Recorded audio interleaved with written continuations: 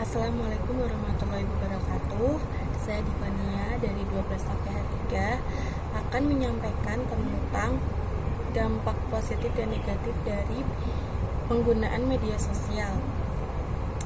Media sosial adalah sebuah media online dengan para penggunanya bisa dengan mudah berpartisipasi, berbagi, dan menciptakan isi, meliputi blog, jejaring sosial, wiki, forum, dan dunia virtual.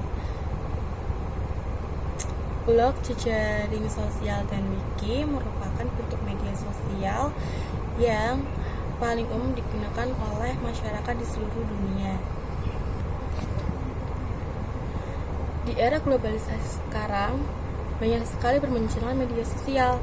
Tidak bisa dipungkiri bahwa hampir setiap orang di kalangan remaja, anak-anak, bahkan orang tua pun sudah pasti mengenali apa itu Facebook, Twitter, dan Instagram. Bagi pengguna hendaknya dapat memilih-milih.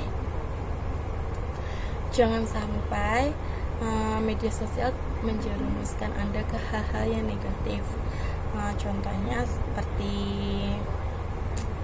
dibuat kekerasan atau penipuan. Dampak positif dari penggunaan media sosial.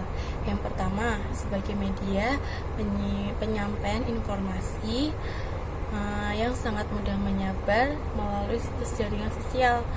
Hanya dalam tempo beberapa menit setelah kejadian tersebut, kita telah bisa menikmati informasi tersebut pastinya dengan lebih lengkap. Yang kedua, situs jaringan sosial membuat anak dan remaja lebih bersahabat, perhatian dengan menggunakan situs-situs web. Para pengguna internet di seluruh dunia dapat saling bertukar informasi dengan cepat dan pastinya lebih efisien. Media sosial dapat menyambung tali silaturahmi, memudahkan bagi orang yang memiliki sanak saudara yang jauh. Jaringan sosial ini sangat bermanfaat dan berperan untuk mempertemukan kembali keluarga atau kerabat yang berada jauh dari kita dan yang sudah lama tidak bertemu.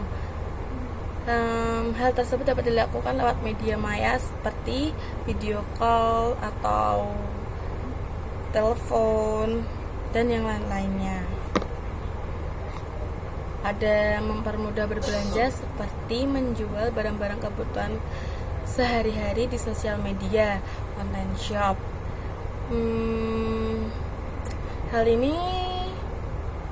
Hal ini memungkinkan para pengusaha kecil dapat mempromosikan produk dan jasanya tanpa mengeluarkan banyak biaya.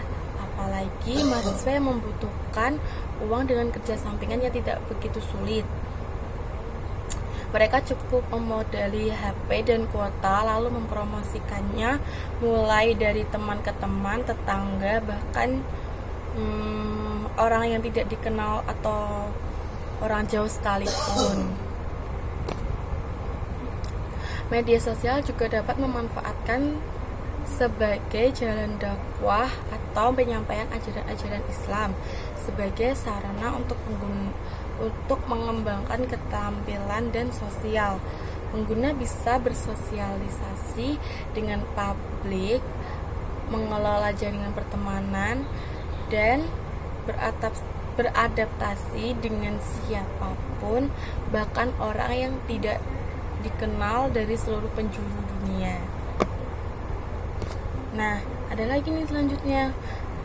Ini dia dampak negatif dari penggunaan sosial media. Yang pertama, berawal dari media sosial yang sering terjadi tindak kejahatan seperti penipuan, pembunuhan, bahkan penculikan dan lain-lainnya. Yang kedua adalah susah bersosialisasi dengan orang sekitar karena penggunaan media sosial membuat malas para pengguna untuk berkomunikasi dengan dunia nyata. Hal ini memang benar sekali. Mempunyai teman yang sangat aktif dalam sosial media. Dia selalu memposting apa saja yang dia kerjakan. Namun berbeda jauh dari kenyataan. Orang yang aktif di sosial media nyatanya adalah orang yang pendiam dan tidak banyak bergaul, atau lebih suka di rumah. Dan yang selanjutnya ada karena penggunaan media sosial lebih sering menggunakan bahasa informal dalam keseharian, sehingga bahasa yang formal itu menjadi terlupakan jika tidak pandai mengontrol. Jika tidak, maka kita akan terjerumus dalam pergaulan bebas karena tidak bisa menjaga ucapan, dan pasti pun etika kita juga berbeda gitu. Situs media sosial akan membuat seseorang lebih mementingkan diri sendiri, dan mereka tidak sadar akan lingkungan di sekitar mereka karena terlalu banyak menghabiskan waktu mereka dengan menggunakan internet, atau menggunakan sosial media seperti kalau di rumah bermain Facebook, Twitter, atau Instagram. Mereka lebih sering mengupdate status atau story mereka ke Instagram. Media sosial dapat membuat anak-anak dan remaja menjadi lalai dan juga tidak bisa membagi waktu, karena terlalu asik dengan dunia maya yang tidak tahu bagaimana bentuknya seperti apa. Apalagi untuk seseorang pelajar, apabila sudah kecanduan, maka mereka lebih mementingkan hal tersebut daripada keperluan, bahkan rela menyisihkan uang saku jika itu sangat membutuhkan kuota internet, atau enggak mereka pergi keluar ke tempat tongkrongan untuk mencari wifi gratis. Itu sih bisa menghemat kuota juga ya. Nah, oleh karena itu kita tidak perlu mengikuti perkembangan zaman.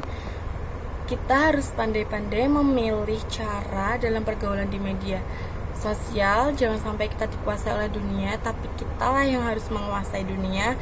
Jangan pula menjadi orang yang ketinggalan zaman. Dan sekian dari saya, semoga bermanfaat. Wassalamualaikum warahmatullahi wabarakatuh.